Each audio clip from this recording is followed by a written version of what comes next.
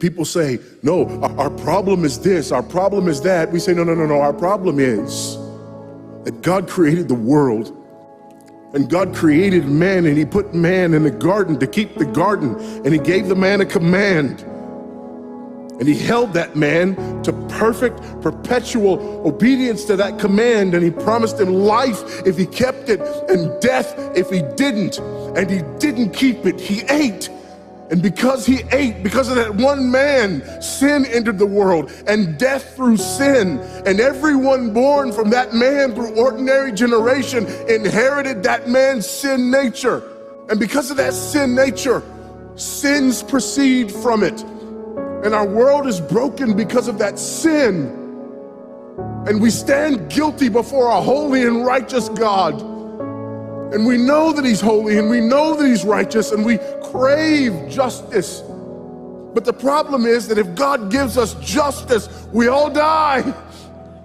And so that God, in his goodness and in his mercy, sent forth his son, who was not born of ordinary generation, but was born of a virgin. Yes, the virgin birth matters. Why? Because if he's born of ordinary generation, he's born in sin.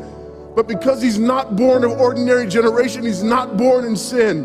He's clean of sin. His record is clean. And he keeps his record clean. And he obeys God's law. And because he's fully God and fully man, he obeys the law of God on our behalf in his active obedience. And then in his passive obedience, God made him who knew no sin to be sin for us. All we like sheep had gone astray. Each of us had turned to his own way, but God laid upon him the iniquity of us all. And Christ died for sin once for all, the just for the unjust. And God imputes our sinfulness to him. And he nails our sinfulness to the tree. And Christ dies and raises again on the third day for our justification. And there's another imputation. The righteousness of Christ is actually imputed to us so that God can be both just and the justifier of the one who places faith in Jesus Christ, so that all those who come to Christ may enter in, so that all those who place faith in Christ might be saved, but not only saved, but sanctified, because he's the firstborn of many brethren.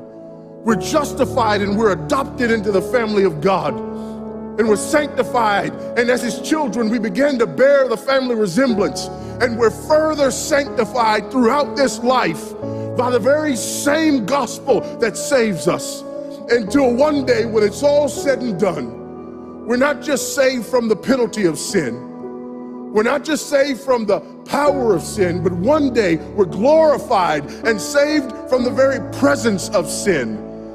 That's the gospel that we preach. That's the gospel that we need. And that's the gospel that's more than enough.